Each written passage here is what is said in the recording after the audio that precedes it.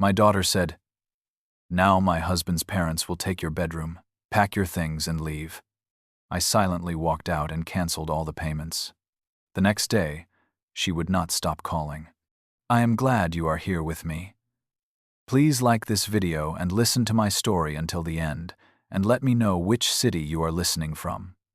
That way, I can see how far my story has traveled. I had always believed that family meant something. For 65 years, I lived by that principle.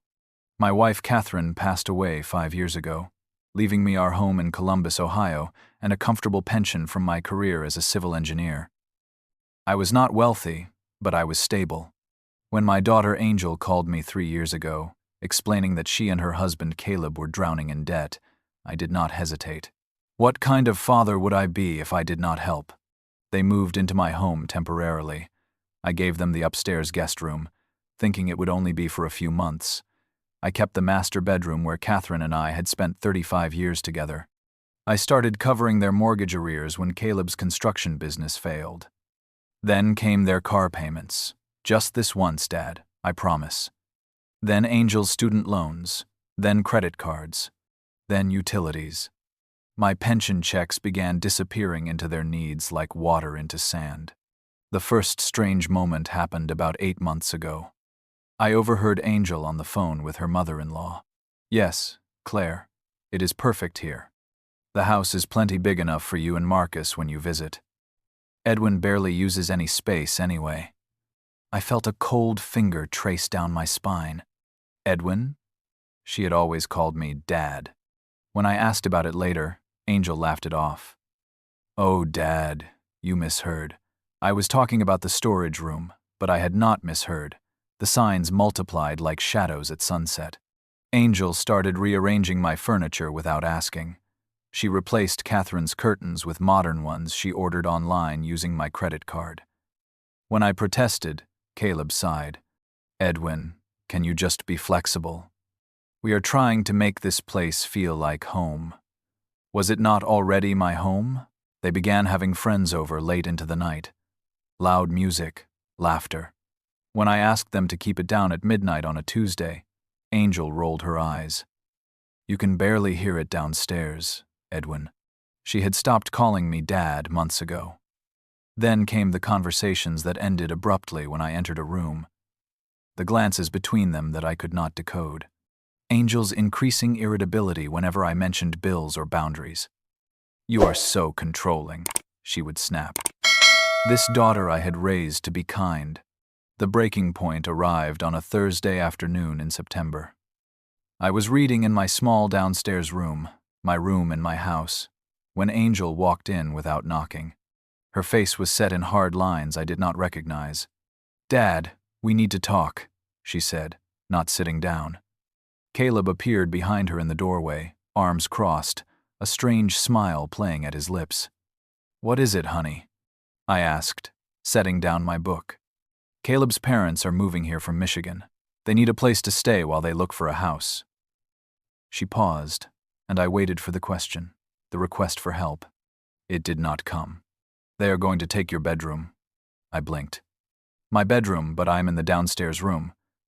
"Do you mean the guest room?" "No." His voice was flat. "They need a bedroom on the main floor. Your room. You will need to figure something out." The world tilted. "Figure something out? Angel, this is my house." "Is it?" Angel's voice was sharp. "Because we live here too. We have been contributing." Contributing. The word exploded from me. "I have paid your mortgage for 3 years, your car payments, your student loans, and we are grateful," Angel interrupted, her tone suggesting she was anything but. "But things change. Caleb's parents need us. They are getting older. You are still healthy and independent. You can find an apartment or something." "An apartment?" My voice sounded small, distant. "You are telling me to leave my own home?" Angel stepped forward. "Dad, you are being dramatic. We are not kicking you out. We are just reorganizing. Family takes care of family, right?" The way she said it felt like mockery. I looked at my daughter, searching for the girl I had raised. The woman I had helped through college, through her wedding, through every crisis. She would not meet my eyes. "Pack your things," she said quietly. "Caleb's parents arrive next week." How had it come to this? What had I done wrong? The question swirled in my mind like a winter storm as I stood there, stunned, in the room I had slept in for 8 months in the house I had lived in for 40 years. I did not argue. I did not cry. Not yet. I simply nodded and began to pack. That night, I sat in a budget motel room off Route 33, staring at my phone. The walls were thin enough to hear the television blaring next door. The bedspread smelled of chemical cleaning products trying to mask something worse. This was my reality now. At 65 years old, I was homeless because my own daughter had chosen her in-laws over her father. I could not stop shaking, not from cold, but from something deeper. Rage, perhaps, or betrayal so profound it felt physical. I had walked out of my house carrying one suitcase and my briefcase. Everything else, my photo albums, Catherine's things, my engineering awards, remained behind in what was no longer considered my home. But I was not just angry. I was calculating. I opened my laptop and began to document everything. Every bank statement from the past 3 years, every check I had written to cover their bills, every automatic payment I had set up. The numbers painted a devastating picture. In 36 months, I had given them nearly $312,000. $312,000. My retirement savings had been cut by more than half. The mortgage on the house, my house, was in my name alone. My name was on the deed. My name was on the property tax bills, the utilities, the insurance, everything. Angel and Caleb had contributed exactly nothing legally binding. They were guests who had overstayed their welcome and then decided to become owners. My hands trembled as I created a spreadsheet. Column A, expense. Column B, amount. Column C, date. Column D, proof. I had proof of everything. Catherine had been meticulous about finances, and she had taught me well. Keep every receipt, every statement, every record. Paper trails tell the truth when people will not, she used to say. Around 2 a.m, clarity struck like lightning. They had made a crucial mistake. In their arrogance, in their assumption that I was just a weak old man who would shuffle away quietly, they had forgotten the basic truth.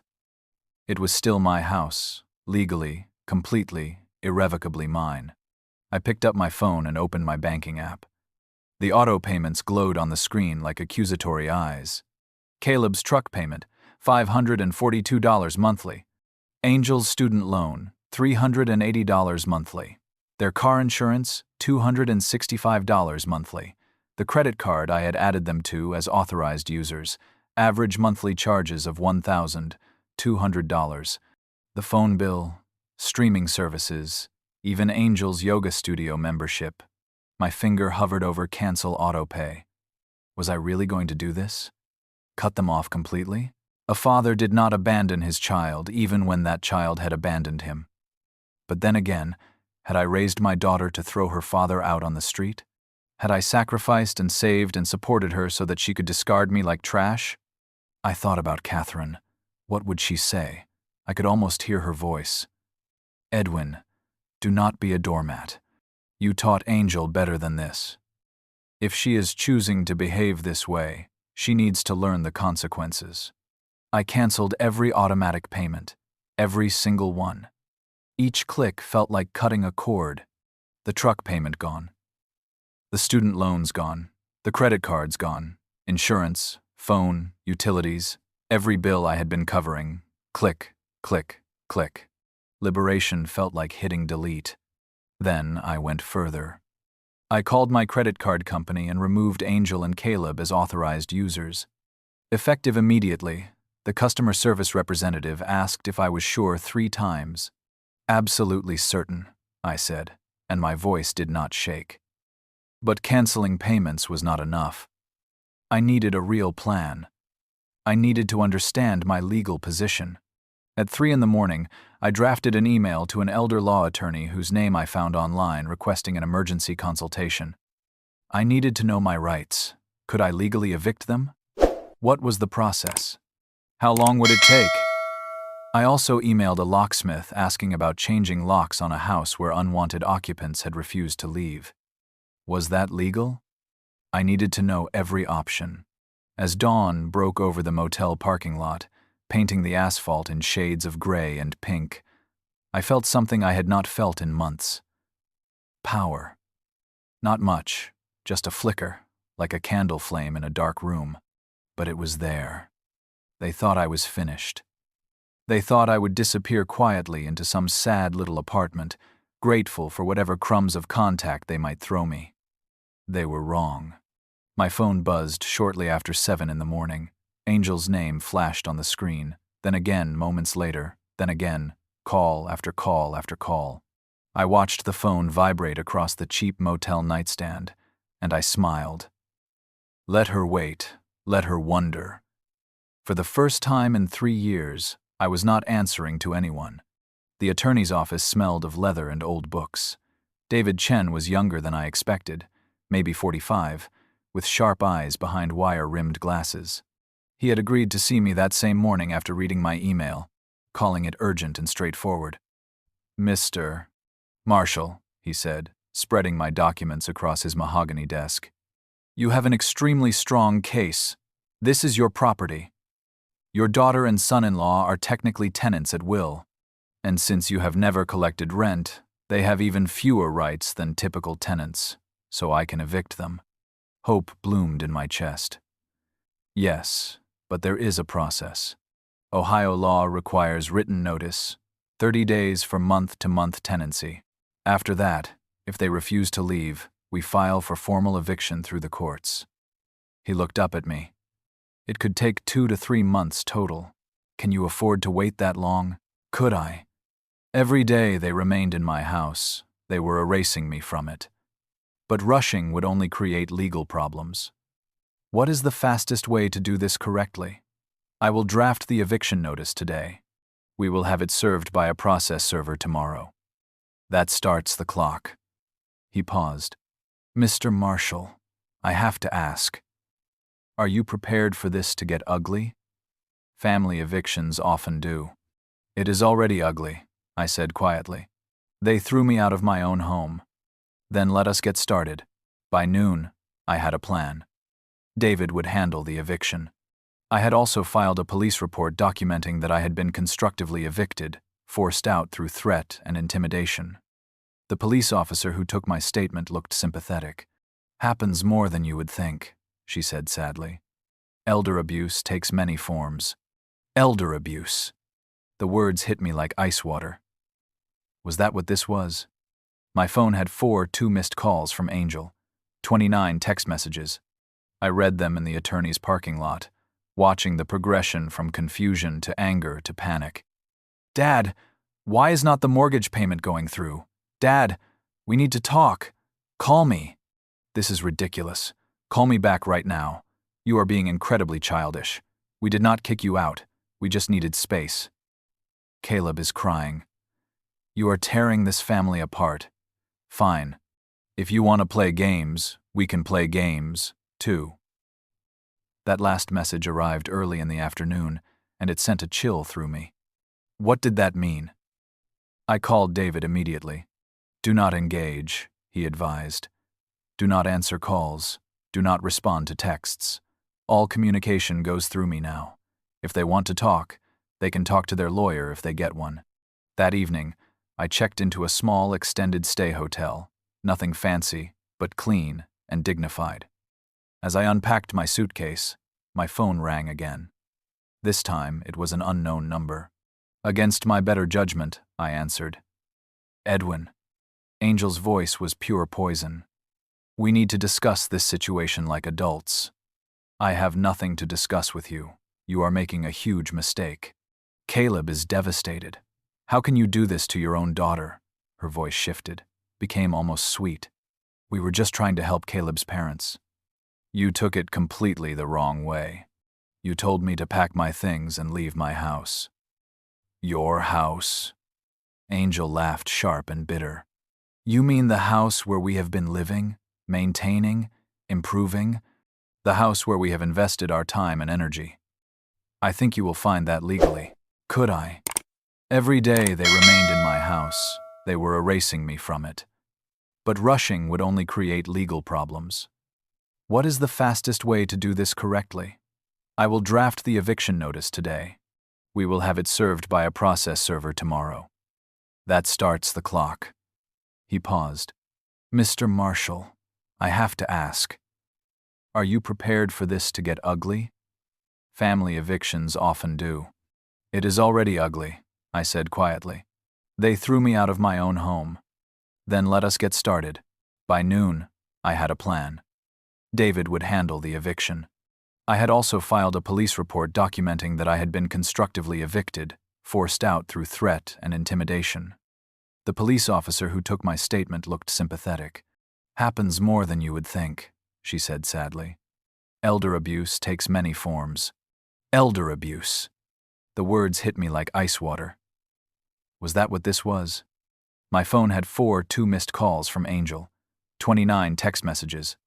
I read them in the attorney's parking lot, watching the progression from confusion to anger to panic. Dad, why is not the mortgage payment going through? Dad, we need to talk. Call me. This is ridiculous. Call me back right now. You are being incredibly childish. We did not kick you out. We just needed space. Caleb is crying. You are tearing this family apart. Fine. If you want to play games, we can play games, too. That last message arrived early in the afternoon, and it sent a chill through me. What did that mean?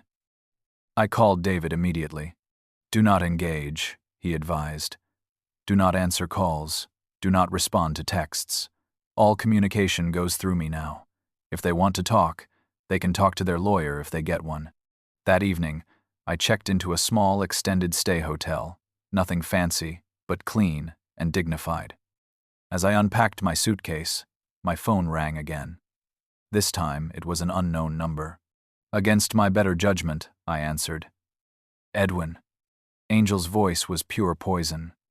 We need to discuss this situation like adults. I have nothing to discuss with you. You are making a huge mistake. Caleb is devastated. How can you do this to your own daughter? Her voice shifted, became almost sweet. We were just trying to help Caleb's parents. You took it completely the wrong way. You told me to pack my things and leave my house. Your house? Angel laughed sharp and bitter. You mean the house where we have been living, maintaining, improving? The house where we have invested our time and energy. I think you will find that legally. Legally, it is my name on the deed. Only my name. I kept my voice steady. You will be receiving official paperwork tomorrow. The silence stretched for 3 seconds. Then you are evicting us, your own daughter. Her voice rose to a shriek. After everything we have done for you, letting you live with us, taking care of you, letting me live in my own house, taking care of me by spending my money. The fury I had been suppressing erupted. I have every bank statement, Angel, every receipt, every payment I made for you. Do you understand what I am saying? I have proof of everything. Another silence, longer this time.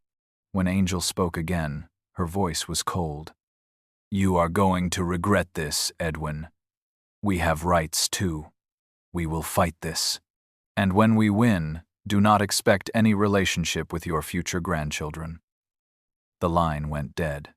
I sat on the hotel bed, hands shaking again, but not from fear, from rage. Future grandchildren? She was already using hypothetical children as weapons. My laptop pinged. An email from David Chen. Process server will deliver notice at 9 tomorrow morning. I will CC you on the delivery confirmation. Stay strong, Edwin. You are doing the right thing. Was I? Would a good father do this to his daughter? But then, would a good daughter do what Angel had done to me? I looked at the photo on my phone's home screen. Angel at her college graduation, her arm around me, both of us beaming. That young woman seemed like a stranger now. Or perhaps I was the stranger, finally seeing clearly what she had become. Tomorrow, they would receive the eviction notice. Tomorrow, The real battle would begin. I had spent my whole life avoiding conflict, keeping peace, being accommodating. Look where that had gotten me. No more. The process server delivered the notice shortly after 9 in the morning. I know because Angel called minutes later, screaming so loudly I had to hold the phone away from my ear. "You are evicting us? Your own daughter?" Her voice cracked with rage. "What kind of father are you?" I hung up. David had been explicit. No engagement. Let the law handle it. But Angel and Caleb were not planning to go quietly. Late that morning, I received an email from an attorney I had never heard of, Marcus Patterson, apparently representing my daughter. The letter was filled with legal threats, claims that they had been paying rent in cash, assertions that they had made improvements to the property that entitled them to compensation, even a suggestion that I was mentally incompetent and that they had been caring for me out of concern for my well-being. Every word was a lie. I forwarded it to David, hands trembling. Within an hour, he called back. "Edwin, this is intimidation, nothing more. They have no proof because none of this is true. We will respond formally, but I need you to stay calm. This is exactly what I warned you about. It is getting ugly. Can they really claim I am mentally incompetent?" "They can claim anything. Proving it is another matter. Has a doctor ever diagnosed you with any cognitive issues?" "No, I am perfectly healthy." "Then this is an empty threat." "But Edwin," he paused, "document everything, every interaction. Record calls if Ohio law allows it, which it does since we are a one-party consent state. Save every text, every email. If they are going to make false claims, we need evidence to counter them." That afternoon, Angel showed up at my hotel. I watched from my window as she crossed the parking lot, her face set in grim determination. How did she even know where I was staying? She knocked on my door. I did not answer. "Dad, I know you are in there. We need to talk." Her voice was reasonable, controlled. "This has gone too far. Caleb is having a breakdown. He is your son-in-law. Do not you care about him?" I remained silent, heart pounding. "Fine," her voice hardened. "You want to play hardball? Caleb has been having health problems, stress-related. If anything happens to him, it is on you. His blood is on your hands." A pause. "Also, we have documented everything, every time you have been confused, forgetful, aggressive. We have witnesses who will testify that you have been declining mentally for months. You will never win this." Lies, all lies, but fear gripped me anyway. Could they really convince people I was incompetent? I called David the moment her footsteps faded. "They are trying to build a case that I am mentally unfit. Then we will get you evaluated immediately. I know a geriatric psychiatrist who does competency evaluations. If you are willing, we can have documentation proving your mental fitness within a week. It will cost about $1,500, but it will destroy their entire argument. Do it." The evaluation happened 3 days later. Dr. Sarah Klein was thorough. Memory tests, cognitive assessments, mental status examinations, 2 hours of questions and puzzles and assessments. At the end, she smiled. "Mr. Marshall, you are sharper than most 50-year-olds I evaluate. There is absolutely no evidence of cognitive decline. Your memory is excellent. Your reasoning is sound, and you show no signs of any mental health issues beyond appropriate stress responses to a difficult situation." I nearly cried with relief, but Angel and Caleb were not finished. They began a social media campaign. Angel posted on Facebook about elder abuse, claiming that I had abandoned my daughter, that I was refusing to help my struggling family, that I was cold and heartless. She twisted everything, making herself and Caleb the victims. Some of our extended family began calling me confused and concerned. I did not respond publicly. David advised against it. Do not engage on social media. Let them spin their narrative. When we get to court, facts will matter, not Facebook posts. Then came the text messages from Caleb's mother in Michigan. "I do not know what you have told Angel, but threatening to make us homeless is despicable. We are selling our house to move there. If you ruin this for us, you will regret it. They had involved Caleb's parents without telling them the truth, of course. The threats escalated. Caleb left a voicemail claiming he would sue me for financial elder abuse, for coercing him into letting me pay his bills. Angel sent emails threatening to file for guardianship over me. Their attorney sent another letter, this one threatening a countersuit for unlawful eviction and emotional distress. Each threat was hollow, David assured me. But they wore me down like waves against stone. 2 weeks after serving the eviction notice, I realized I was exhausted. The constant fighting, the threats, the stress, it was taking a physical toll. My blood pressure was up. I was not sleeping. I had lost 9 pounds. David noticed during our weekly meeting. Edwin, you need to take a break.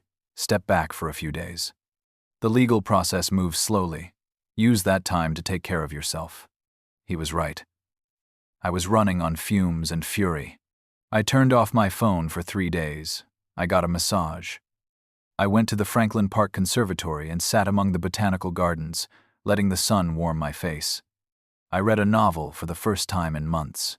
I let myself simply breathe. When I turned my phone back on, there were 53 messages. I deleted them all without reading them. I was ready for whatever came next. The call came from an unexpected source. My younger brother, Thomas. We had been close once before he moved to Arizona 20 years ago. Life and distance had created a gap between us, but he was still my brother. Edwin, what the hell is going on? Thomas's voice was sharp but concerned. Angel called me crying, saying you have abandoned her and are trying to make them homeless. Is that true? I took a breath and told him everything. The truth. Every detail, every payment, every moment leading to that afternoon when my daughter told me to pack my things. Thomas listened in silence. When I finished, he said quietly, "Oh, Edwin, I had no idea. Angel made it sound like you had just lost it, like you had become paranoid and unreasonable. That is what they are telling everyone. I believe you, Edwin. I know Angel. I love her. But I also know she can be entitled. If Caleb is pushing her, she will follow. He always does." He paused. "What do you need?" That simple question brought tears to my eyes. What did I need? Support, just support. Everyone else seems to believe their version. Not everyone, Thomas said firmly. I will start making calls. Aunt Diane, Cousin Richard, the family who actually knows you will get the truth out there. True to his word, Thomas became my advocate. He called family members, explained the situation, sent them copies of my bank statements showing the money I had paid. Slowly, the tide began to shift. Aunt Diane called to express her outrage. Cousin Richard offered to drive up and talk some sense into Angel. Even my sister-in-law from Catherine's side reached out. Catherine would be ashamed of Angel right now. The family support felt like sunlight breaking through storm clouds, but Angel and Caleb were not done trying to manipulate me.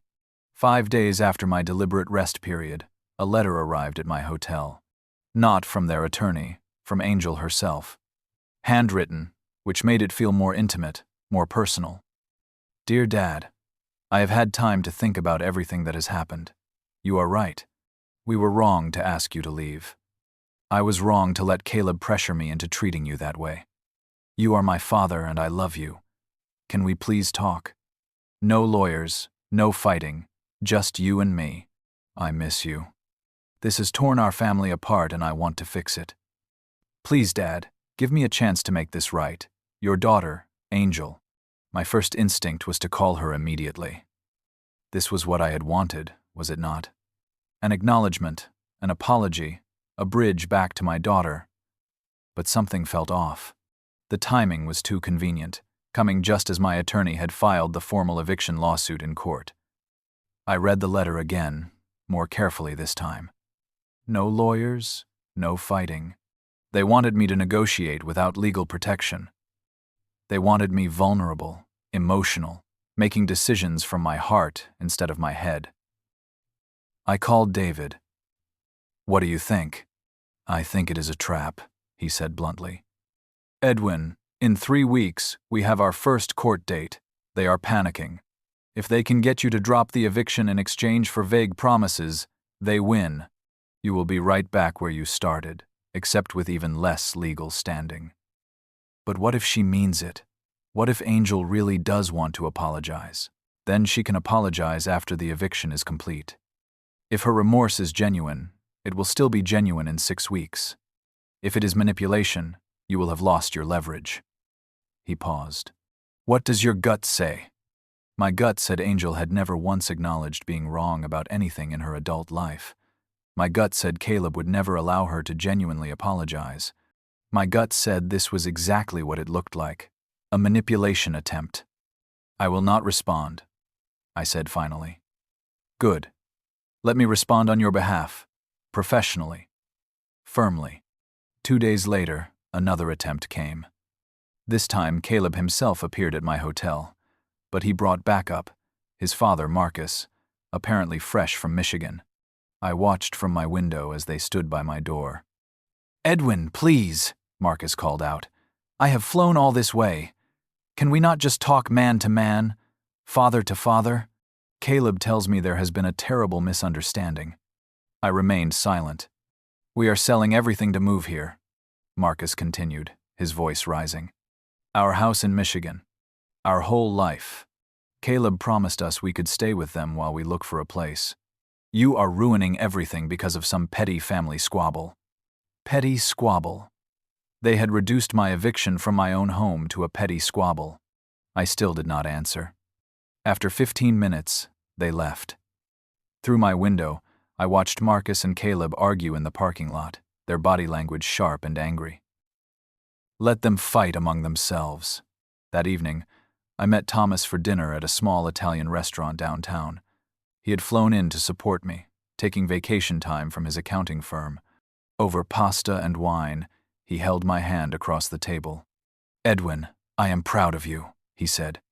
I know this is killing you.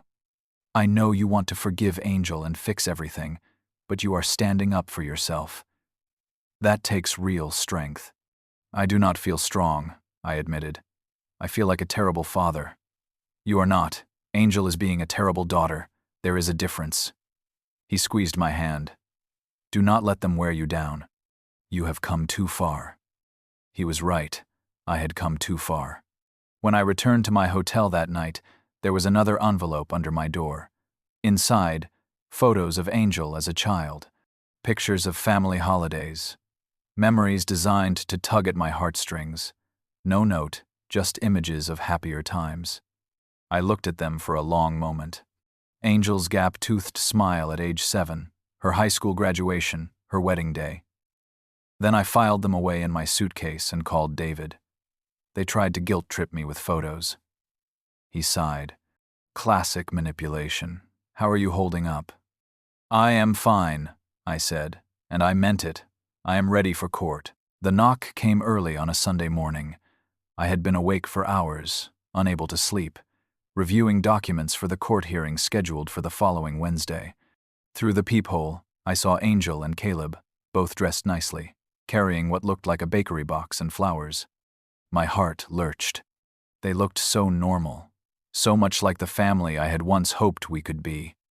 I opened the door just a crack, leaving the chain lock engaged. What do you want, Dad, please? Angel's eyes were red as though she had been crying. Can we come in? We brought your favorite. Blueberry scones from German Village, coffee shop and flowers, peace offerings. Every instinct screamed danger, but I was curious. What was their play? I removed the chain and let them in, positioning myself near the door so I could leave if necessary. My phone was in my pocket recording. David had told me to record everything.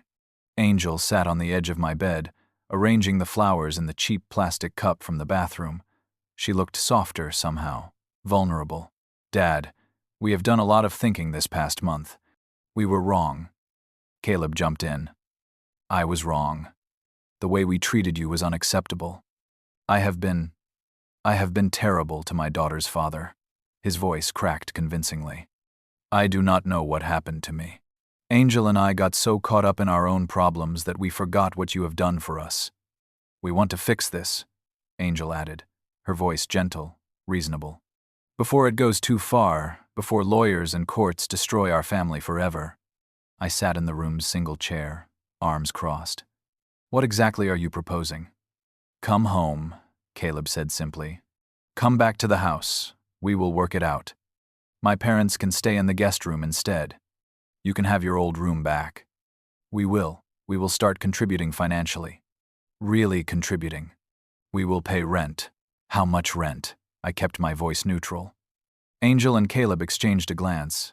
$600 a month? Angel offered. That seems fair, does it not? And we will cover our own bills going forward. $600 a month for a house with a mortgage of 0 because I had paid it off decades ago, for utilities averaging $350, for property taxes, insurance, maintenance. They were proposing to contribute roughly 20% of the actual costs while acting like it was generous. And the $312,000 I have already spent on you? I asked quietly. Caleb waved a hand dismissively. Edwin, that was you choosing to help us. We never asked you to pay for everything. You absolutely did ask. We asked for temporary help, Angel said, her voice sharpening slightly before she caught herself and softened it again. You were the one who insisted on covering everything. We were grateful, but we never forced you. I could see the manipulation now, clear as glass. They were rewriting history, making my generosity into my fault, and the $600. It was just enough to make them look reasonable to outsiders while keeping them financially comfortable at my expense. What about the eviction lawsuit? I asked. Drop it, Caleb said immediately. We will sign something saying we will pay rent and you drop the eviction. We start over. Fresh slate. Fresh slate. I repeated slowly. So all the money I have spent, all the ways you have treated me, that just disappears. Dad, we are trying to move forward, Angel said, frustration creeping into her voice. Why do you have to keep dwelling on the past? Can you not just forgive and forget? I can forgive, I said quietly, but I do not forget, and I do not trust you. Angel's mask slipped. You do not trust us? We are your family. We are trying to make this right, and you are throwing it back in our faces because you are too stubborn and bitter too. She caught herself, but too late. Too stubborn and bitter to what? I stood up. To let you keep using me. To keep paying your bills while you treat my home like it is yours. It practically is ours. Angel snapped, standing as well. We have been living there for 3 years. We have made it our home. Just because your name is on some piece of paper does not mean you own everything. Actually, that is exactly what it means. My voice was ice cold. That piece of paper is called a deed, and it means I own the house, not you, not Caleb. Me. Caleb moved between us, his face flushing red. Edwin, Angel did not mean. Yes, she did. I looked at my daughter. Really looked at her. This was never about reconciliation, was it? This was about getting me to drop the lawsuit, making me feel guilty enough to let you stay without any real consequences. We came here in good faith. Angel's voice rose. We brought scones. We are offering to pay rent. What more do you want from us? I want my house back. I want you out. You, ungrateful.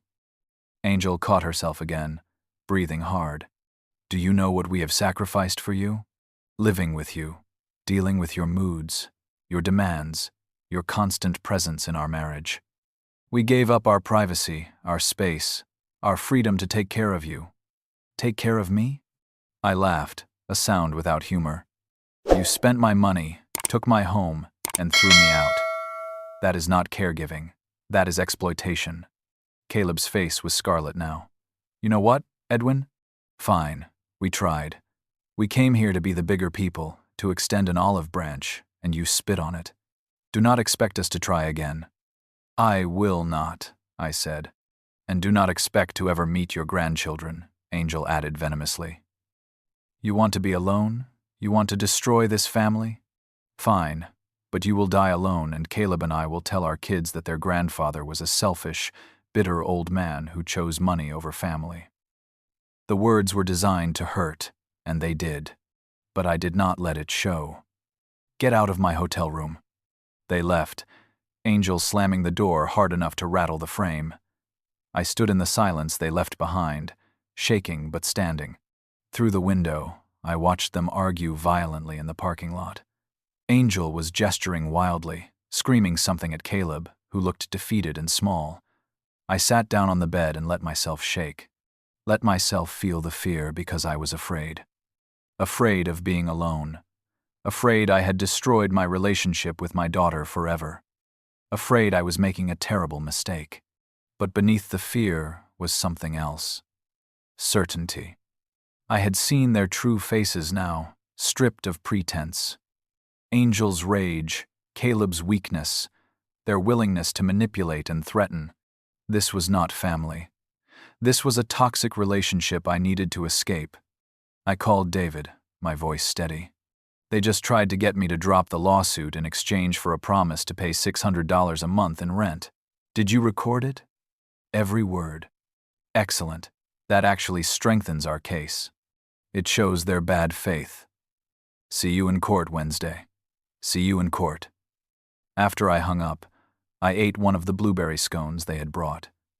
It tasted like victory.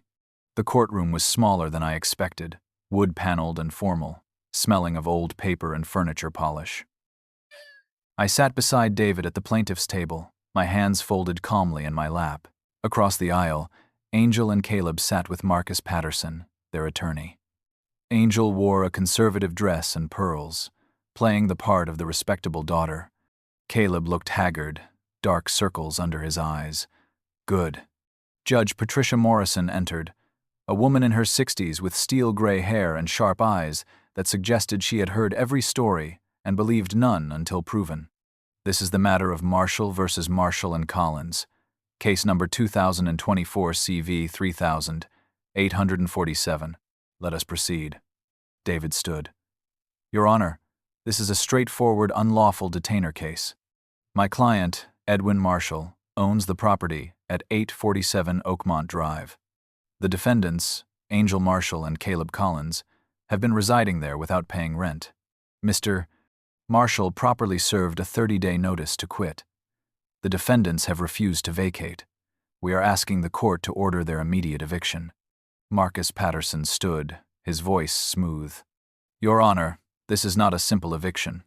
This is a family matter involving elder abuse, manipulation, and a father's attempt to illegally dispossess his daughter from what has become her family home. Mr. Patterson, does your client have any legal right to the property? Is her name on the deed, the mortgage, any ownership documents?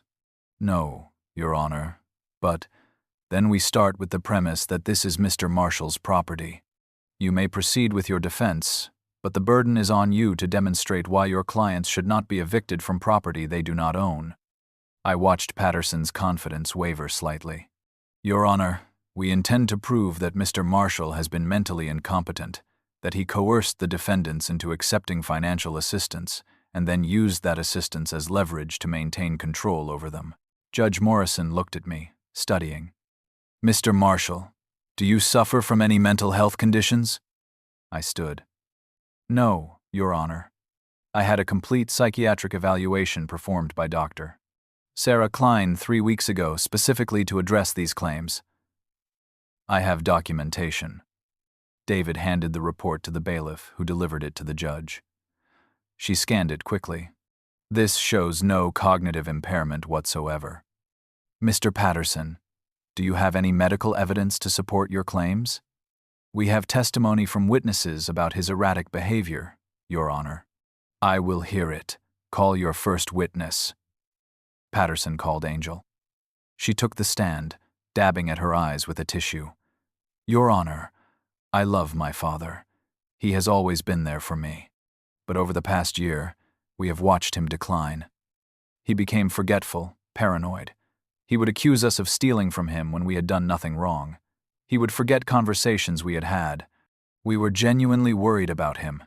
Miss Marshall, Judge Morrison interrupted. If you were so concerned about your father's mental health, did you seek medical intervention, take him to a doctor, contact Adult Protective Services? Angel blinked. We tried to encourage him to see someone, but he refused. And yet you continued to live in his house and allow him to pay your bills. We were trying to help him.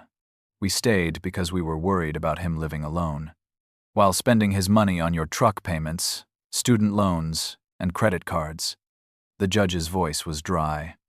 How altruistic. David stood. Your Honor, I would like to enter into evidence bank statements showing over $312,000 in payments made by Mr. Marshall on behalf of the defendants over a 3-year period. Also, a recording from 6 days ago where the defendants attempted to manipulate Mr. Marshall into dropping this lawsuit. He played the recording. In the silent courtroom, Angel's voice rang out clearly. Just because your name is on some piece of paper does not mean you own everything. And later, you will die alone, and Caleb and I will tell our kids that their grandfather was a selfish, bitter old man who chose money over family. Judge Morrison's expression hardened. That is enough. Mr. Patterson, does your client have anything to say that actually provides a legal defense to this eviction? Caleb took the stand, his lawyer's desperate last attempt. Your Honor, he is my father-in-law. He offered to help us. We did not force him to do anything. Now he is angry about some misunderstanding, and he is using his ownership of the house to punish us, to destroy our family. Mr. Collins, the judge said, her voice cold, did you or did you not tell Mr. Marshall to pack his belongings and leave his own house because your parents needed his room? Caleb hesitated. It was not like that exactly. We just needed to reorganize. It is a yes or no question. Yes, but, and did you or did you not contribute financially to the mortgage, utilities, or property taxes on this house? We contributed in other ways. We maintained, yes or no, Mr. Collins. No, not directly, but Edwin offered. Mr. Collins, your father-in-law did not offer to be displaced from his own home. He did not offer to have you threaten him with isolation from future grandchildren. I have heard enough. Judge Morrison turned to Angel and Caleb, her expression severe. You two have engaged in what I can only describe as financial elder abuse, followed by constructive eviction of the property owner. The fact that Mr. Marshall is your father makes this worse, not better. Angel started to speak, but the judge held up her hand. I do not want to hear it, Miss Marshall. Your recording speaks for itself. Judge Morrison looked at her notes, then delivered her ruling. I find in favor of the plaintiff, Edwin Marshall. The defendants are ordered to vacate the property at 847 Oakmont Drive within 7 days. If they fail to do so, the sheriff will remove them and their belongings. Furthermore, Mr. Marshall is awarded court costs and attorney fees. She paused, looking directly at Angel. Young lady, I suggest you spend some time reflecting on how you have treated the man who gave you life. Dismissed. The gavel struck, final and absolute. I watched Angel and Caleb's faces as the reality sank in. Angel's carefully constructed composure shattered. She turned on Caleb, her voice a harsh whisper I could hear across the courtroom. This is your fault. You said he would never actually follow through. You said we could manipulate him. Caleb looked broken, staring at his hands. Marcus Patterson gathered his papers quickly, clearly wanting to escape. I will be in touch about the appeal process. Do not bother, Angel snapped. This was a waste of money. As they filed out of the courtroom, Angel shot me a look of pure hatred. Caleb would not meet my eyes. Outside in the hallway, David shook my hand. That went even better than expected. 7 days is fast. Usually it is 30. Judge Morrison clearly saw through their entire act. It is really over. I could not quite believe it. The eviction is ordered. Barring an appeal, which they will not win, you will have your house back by next week. I nodded, feeling a strange mix of triumph and sadness. I had won, but I had also lost my daughter, perhaps forever. Thomas appeared from where he had been waiting in the gallery, wrapping me in a hug. You did it, Edwin. You actually did it.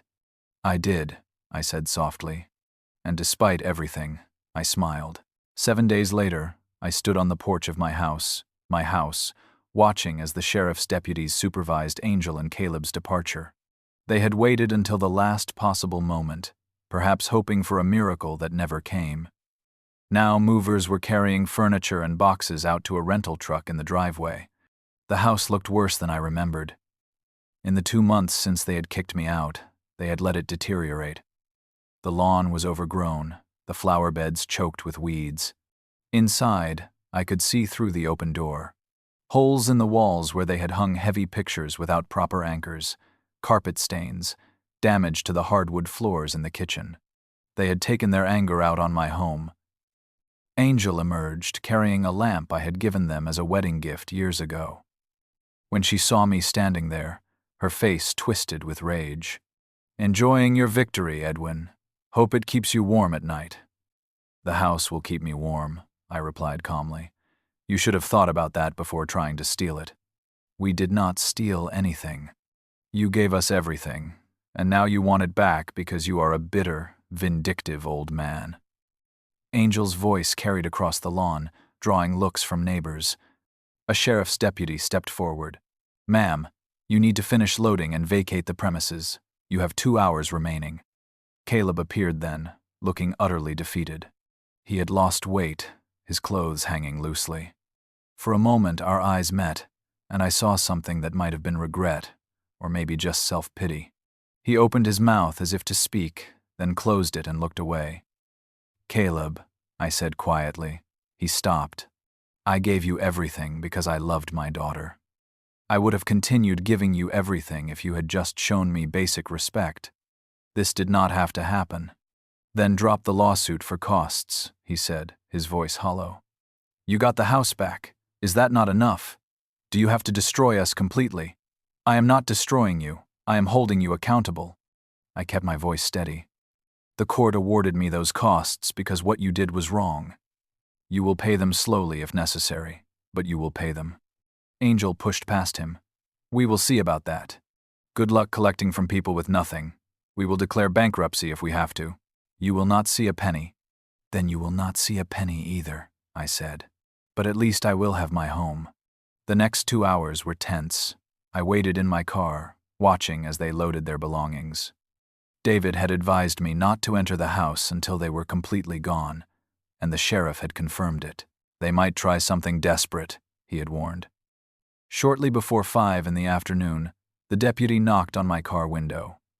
"Property is clear, Mr. Marshall. Here are your keys." He handed me my own house keys, which they had been forced to surrender. "I should warn you, there is damage inside. You might want to document it for insurance purposes and potential further legal action." I walked through my house like a stranger. The damage was extensive. They had taken most of the light fixtures, leaving exposed wiring and holes in the ceilings. They had stripped the master bedroom of everything, including the curtain rods, leaving gouges in the walls. In the kitchen, they had removed the dishwasher, the one I had installed before they moved in, and taken it with them. In the living room, they had left trash bags full of garbage, a final insult. But they had left something else, too. My photo albums, Catherine's china, my engineering awards, all piled in the corner of what had been my downstairs bedroom. They could have destroyed these precious items, but they had left them intact. Perhaps Angel had insisted. Perhaps some tiny part of my daughter still existed under Caleb's influence. I photographed every instance of damage, every missing fixture, every gouged wall. David would add it to the financial claim. That night, I slept in my own house, for the first time in 2 months, in a sleeping bag on the floor of my old bedroom, surrounded by boxes and damage with no functioning kitchen and only minimal electricity, and I slept better than I had in years. The next morning, Thomas arrived with coffee and breakfast sandwiches. "Edwin, this place is trashed. It is still mine," I said, "and it is still home." We spent the next week cleaning and beginning repairs. Friends from my church group came to help, people I had not realized cared so much until I needed them. They scrubbed floors, patched walls, brought casseroles and company. The house slowly transformed back into a home. The bill for repairs came to $22,000. I added it to the judgment against Angel and Caleb. 2 weeks after the eviction, I received a letter from Marcus Patterson's office. They were withdrawing as counsel because Angel and Caleb could not pay their legal bills. The letter included a forwarding address for my daughter, a cheap apartment complex in the worst part of town. I felt no satisfaction in their suffering, but I felt no guilt either. A month after that, Caleb's mother, Claire, called me. "Edwin, I do not know what happened between you and the kids, but we are in a terrible situation. We sold our house in Michigan based on Caleb's promises. Now we are living in a cramped apartment with them, and Angel says it is your fault.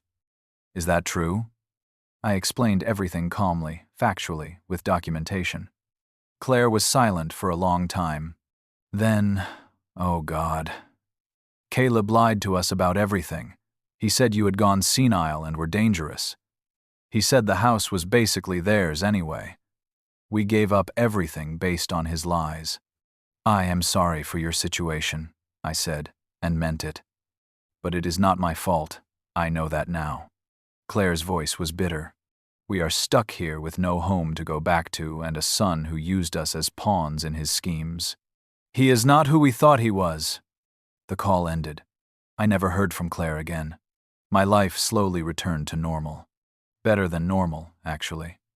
Without the constant drain of Angel and Caleb's expenses, my finances recovered. I redecorated on my own terms. I joined a book club and a gardening group. I found peace in my own space. Angel tried to call me once, 8 weeks after the eviction. I let it go to voicemail. "Dad, I am sorry. I know it is too late, but I need you to know I am sorry. Caleb and things are bad. We are struggling. I miss you." I did not call back. If she wanted a relationship, she could start by paying the court judgment. She never called again. 6 months after the eviction, my life had transformed into something I had never expected. Genuine happiness. I woke up each morning in my own bedroom and felt grateful. The garden bloomed under my care. Thomas visited monthly. I joined a book club, volunteered at the library, took watercolor classes.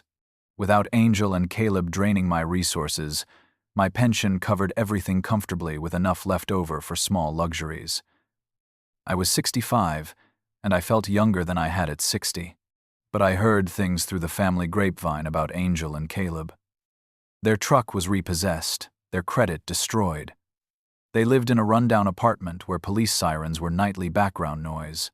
Angel lost her job and ended up at a call center making $12 an hour. Caleb developed an ulcer from stress. Caleb's parents cut off contact and moved to Arizona after 3 months of living with them. The court judgment remained unpaid. I did not care about the money anymore. It served as a permanent record of what they had done. I ran into Angel once at the grocery store. She looked terrible, unwashed, exhausted. "Satisfied?" she asked bitterly. "Look at what you did." "You did this to yourself," I replied calmly, placing fresh roses in my cart. Looking back now, I understand the most important lesson. Love without boundaries is not love, it is self-destruction. I had spent 65 years believing that good fathers sacrifice everything. I was wrong. Good fathers teach respect, responsibility, and consequences. On my 66th birthday, Thomas threw me a party. 35 friends came. That night, cleaning up in my beautiful kitchen, I felt grateful. Angel and Caleb had tried to take everything from me. Instead, they had given me a gift. Freedom. What would you have done in my place? Would you have fought back or quietly disappeared? Remember, you are never too old to reclaim your life. Thank you for listening to my story.